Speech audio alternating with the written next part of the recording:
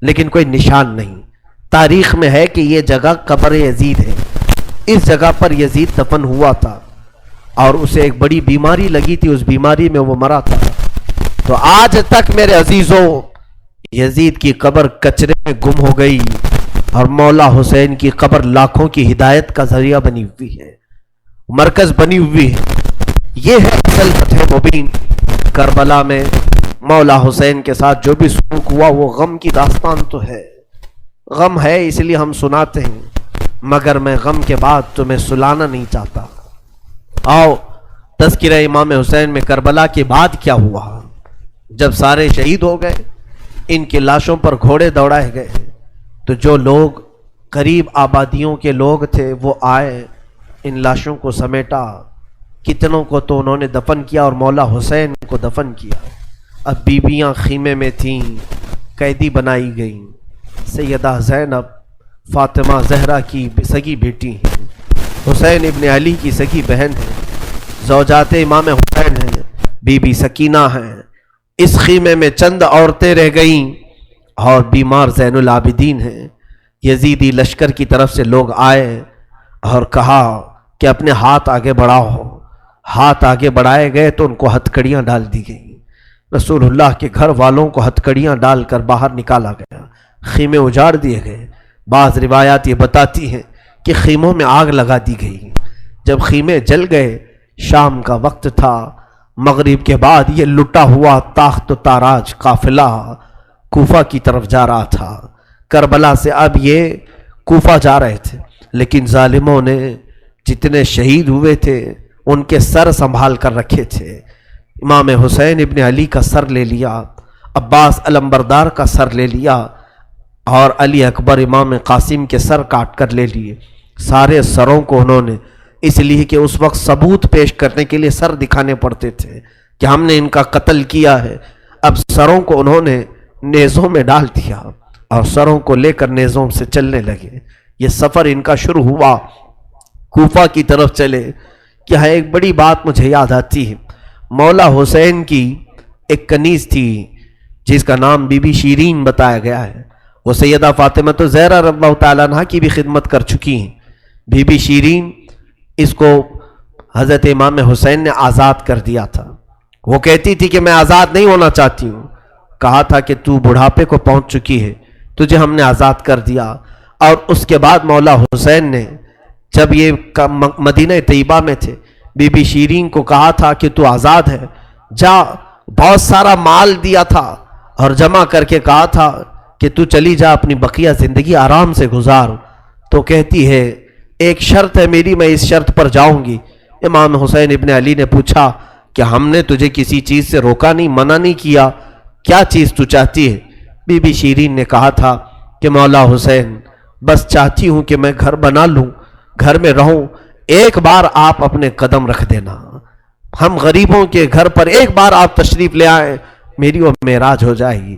امام حسین نے کہا بس اتنی سی بات، ہم تو غریبوں کے گھر روز جانا پسند کرتے ہیں، ہم روز جانا پسند کریں، جا ٹھیک ہے تیرے گھر ہم آئیں گے۔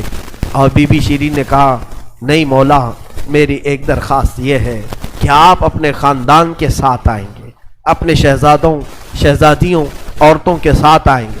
مولا حسین نے ساری عورتوں سے کہا دیکھو بی بی شیرین کہتی ہے اس کے گھر دعوت ہے، ہم سب آئیں گے۔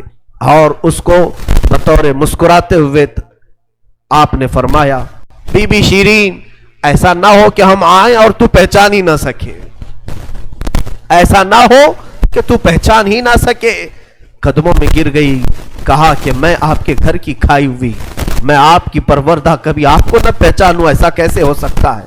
وہ خاتون گئی، کوفہ کے قریب ایک چھوٹی سی بستی میں گھر بنایا، بڑا اچھا سا گھر بنایا، اور اس کی بستی والے بھی اس کی بڑی عزت کرتے تھے کہ یہ فاطمہ کے گھر کام کی ہوئی عورت ہے، حسین ابن علی کے گھر کام کی ہوئی عورت ہے۔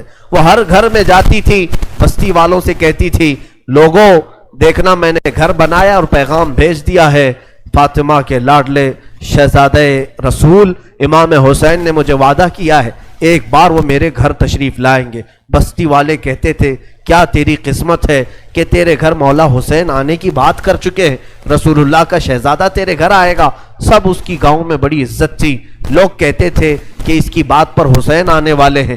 ایک بار جیسے ہی بی بی شیریں کو خبر ہوئی کہ امام حسین مدینہ سے مکہ نکل چکے ہیں اور مکہ سے کوفہ آنے والے ہیں، جیسے یہ خبر ملی تو اس نے پیغام بھجوایا اور پھر اپنے گھر کو رنگ و روغن کرنا شروع کر دیا اور کمرے سجائے کہ مولا حسین کا قافلہ آ رہا ہے اور کوفہ جانے والے ہیں اور میرے گھر پر ٹھہریں گے۔ جنگ کی کوئی خبر ہی نہیں تھی۔ گاؤں والوں کو جیسی اطلاع ہوئی، گاؤں کے سارے لوگ اس کے ساتھ مل گئے۔ پورے گاؤں میں سارے لوگ گھروں کی تیاریاں کر رہے تھے اور سب لوگ روز انتظار کرتے۔ بی بی شیریں پہاڑ کے ایک چوٹی پر صبح سے شام تک بیٹھتی، ہر آنے جانے والے قافلے والے کو دیکھتی جو مکہ سے کوفہ کے لیے آ رہا ہے جا رہا ہے، دیکھتی، انتظار کرتی۔ اس میں امام حسین اپنے گھر والوں کے ساتھ آنے والے نہیں آئے۔ کئی دن گزر گئے اور اسی زمانے میں ایک رات ایسی آئی کہ اس کے گھر ایک عورت آئی۔ کہا بی بی شیریں اٹھو جلدی۔ کہا کیا؟ کہ حاکم بصرہ ابن زیاد کا لشکر، بہت بڑا لشکر ہے اور وہ لشکر باہر آیا ہوا ہے، تیرا بڑا گھر ہے، وہ چاہتے ہیں کہ آج کی رات تیرے گھر میں گزارے۔ کہا کون لوگ ہیں، کیوں آئے ہیں؟ کہا سنا ہے کہ ایک باغی نے بغاوت کی تھی اور اس کا سر کچل دیا گیا، اسے مار کر کے اس کا سر لایا گیا ہے اور اسی کو دمشق امیر المومنین یزید کے پاس لے جایا جا رہا ہے۔ بی بی شیریں نے کہا پتہ نہیں کون سا باغی تھا، کس نے بغاوت کی تھی، کس سے جنگ ہوئی تھی، خبر نہیں ہے۔ بہرحال اگر حاکم کا قافلہ گھر کے دروازے پر کھڑا ہے تو میں دروازہ کھول دیتی ہوں۔ دروازہ اس نے کھولا، بہت سارے رات کا وقت ہے، شہزادوں کے سر نیزوں پر لٹکے ہوئے ہیں۔ حسین ابن علی کا چہرہ دھول میں اٹا ہوا تھا، زلفیں چہرے پر آئی ہوئی تھیں، بیبیاں سب باندی بنا کر لائی گئی تھیں اور سب جکڑی ہوئی تھیں، چہرے ان کے بالوں سے ڈھاکے ہوئے تھے۔ اس خاتون نے دیکھا اور کہا ہائے ہائے افسوس، قیدی آئے ہیں میرے گھر۔ مولا حسین کہتے تھے قیدیوں کے ساتھ اچھا سلوک کیا جائے، قیدیوں کے ساتھ اچھا سلوک کیا جائے۔ اس نے اپنے گھر میں اندر داخل کیا، جو حاکم، جو اس کے سپہ سالار تھے، ان سب کو اندر بلایا، رات گزارنے کا مقام دیا، جگہ دیا اور یہ بیویوں کو صحن کے باہر ہی چھوڑ دیا گیا، ان کو اندر نہیں لایا گیا۔ اور اس خاتون نے کہا ان قیدیوں کو بھی تو لاؤ، میرا گھر کافی بڑا ہے، میں اندر سلا لوں گی۔ اسے اب تک یہ خبر نہیں تھی یہ لٹا ہوا قافلہ ہے کس کا، آخر یہ لٹا ہوا قافلہ کس کا آیا ہے۔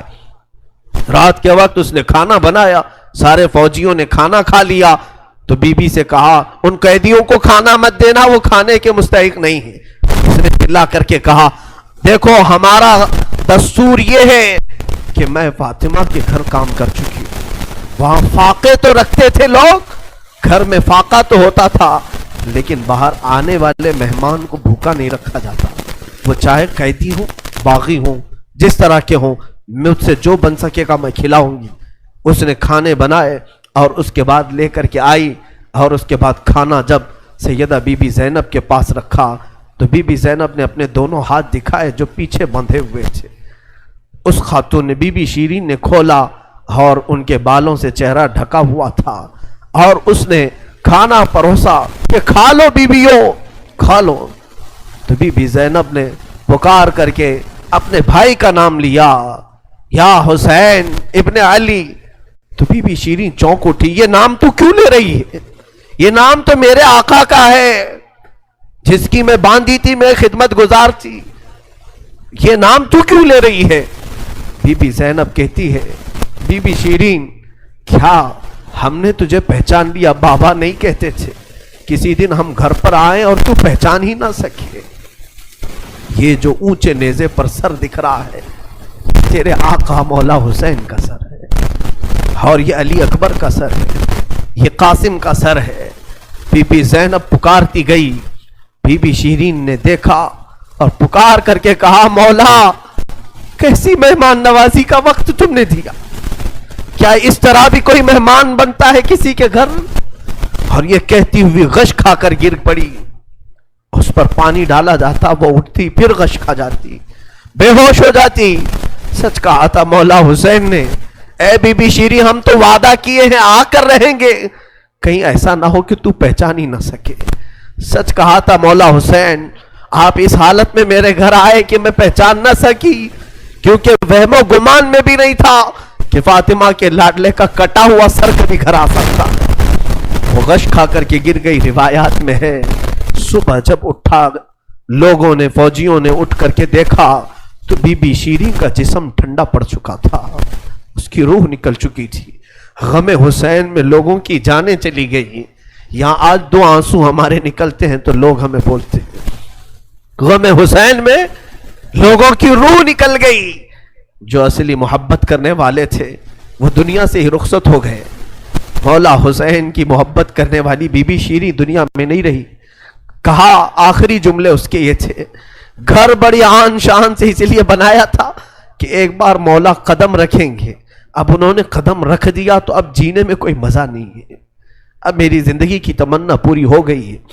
اس کے بعد یہ قافلہ نکلا، کوفہ کی طرف جا رہا تھا، ابن زیاد تک پہنچنا تھا، حاکم بصرہ، حاکم کوفہ عبید اللہ بن زیاد کے پاس۔ یہ قافلہ جانے سے پہلے کئی منزلوں پر رکا۔ دوسری رات آئی تھی، دوسری رات ایک گرجا گھر کے پاس ان کا قیام ہوا۔ وہ ایک عیسائی کا گرجا تھا، وہاں پر قیام ہوا۔ عیسائی نے دیکھا کہ بہت سارے کٹے ہوئے سر آئے، اس نے بھی اپنے چرچ میں رکنے کی اجازت دی تھی۔ ہائے افسوس، عیسائی بھی رحم کھا رہے ہیں، کیسے وہ مسلمان تھے جو رسول اللہ کے گھر والوں پر رحم نہ کھا سکے۔ عیسائی نے وہاں پر رکنے کی اجازت دی۔ اس کے بعد کہا، رات کو اس نے کہا کہ یہ جو سروں پر، یہ جو نیزوں پر سر ہیں، کیا یہ ہمیں ایک رات کے لیے دو گے؟ لوگوں نے کہا لے لو لے لو، لیکن امانت کے ساتھ واپس کرنا کہ یہ ہمیں دمشق پہنچانا ہے۔ اس نے سر حسین کو لیا، دھول کو صاف کیا، اس لیے کہ اسے دور سے ہی اس چہرے میں کچھ چمک نظر آ رہی تھی۔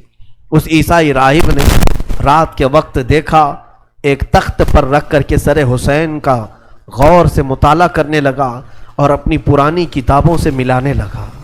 پرانی کتابیں پڑھتا تھا اور چہرہ دیکھتا تھا، بار بار دیکھتا تھا، پھر چیخ کر کے کہا، ہاں میں اپنے مقام کو پہنچ گیا، اس لیے کہ مقدس کتابوں میں لکھا ہوا ہے نبی کے آخری نبی کا نواسا ظلمن قتل کیا جائے گا اور اس راستے سے جائے گا، اور یہاں کی گرجا میں اگر رکے تو گرجا میں جو خدمت گزار ہے وہ اس کی خدمت کرے، مولا اسے جنت عطا کرے گا۔ وہ عیسائی راہب کہتا ہے وہ چہرے میں ساری علامتیں جو کتابوں میں لکھی یہی ہیں۔ وہ ایمان لے آیا، کلمہ طیبہ پڑھا، اسلام قبول کیا، رات میں اس کی دنیا بدل گئی۔ میرے عزیزو، اسی کو کہا جاتا ہے اسلام زندہ ہوتا ہے ہر کربلا کے بعد۔ حسین کے انتقال کے بعد بھی اسلام پھیل رہا، ایمان دوسروں کو بانٹ رہے ہیں۔ صبح تک اس گرجا میں رکے، پھر دن پورا گزارے اور شام کے وقت ٹھنڈے وقت میں کوچ کرنے کا ارادہ کیا، اور سر امام حسین جو ان لوگوں نے نیزے پر لیا تھا اس کو ایک جگہ گاڑ دیا، اور اس کے بعد اپنے پانی وغیرہ کے استعمال کے بعد قافلے کو کوچ کرنے کا حکم دیا۔ قافلہ آگے چلا، لیکن جو فوجی آتا سر حسین کو اٹھانے کے لیے نیزے پر، وہ تو ہلکا ہو چکا تھا لیکن وہ زمین میں ایسا گڑ چکا تھا کہ اٹھتا نہیں تھا، کسی سے ہل نہیں رہا تھا۔ بہت لوگوں نے کوشش کی، پھر آ کر کے انہی ظالم یزیدیوں نے بی بی زینب سے کہا، اے خاتون، یہ تمہارے بھائی کا سر زمین پر ایسا جمع ہوا ہے، ہٹتا نہیں ہے، آگے بڑھنا ہے ہمیں، یہ ہٹتا نہیں ہے۔ بی بی زینب نے غور سے دیکھا اور کہا، قافلے میں دیکھ لو سب ہیں یا نہیں، قافلے میں سب ہیں یا نہیں۔ دیکھا گیا تو بی بی سکینہ قافلے میں نہیں تھی، قافلے میں موجود نہیں تھی۔ بی بی زینب نے کہا، وہ میرا غیور بھائی ہے، اپنے خاندان والوں کو چھوڑ کر کہیں جاتا نہیں تھا، اپنی بچی کا غم ہوگا، آگے نہیں بڑھتا، تلاش و سکینہ کہاں ہے۔ لوگوں نے ڈھونڈنا شروع کیا، پہاڑ کی ایک چھوٹی سی چوٹی پر وہ بیٹھی ہیں اور ایک خاتون کی گود میں بیٹھی ہیں۔ کوئی ایک خاتون ہے، اسے سہلا رہی ہے، تھپکیاں دے رہی ہیں۔ بی بی سکینہ 9 سال کی عمر میں ایک بڑی معزز خاتون کی گود میں ہچکیاں لے لے کر رو رہی ہیں اور کچھ باتیں کر رہی ہیں۔ بی بی زینب نے دور سے دیکھا، خاندان کی کچھ عورتیں اور آئیں، پکارا، سکینہ جانے کا وقت ہو گیا، تم یہاں کیا کر رہی ہو؟ دوڑ کر کے جیسی سکینہ کے قریب آئے تو دیکھا نہ وہاں عورت تھی نہ کوئی خاتون تھی. سکینہ کو اٹھایا, کیا کر رہی تھی تم یہاں, کیسے آئی, کون عورت کس سے بات کر رہی تھی؟ سکینہ نے کہا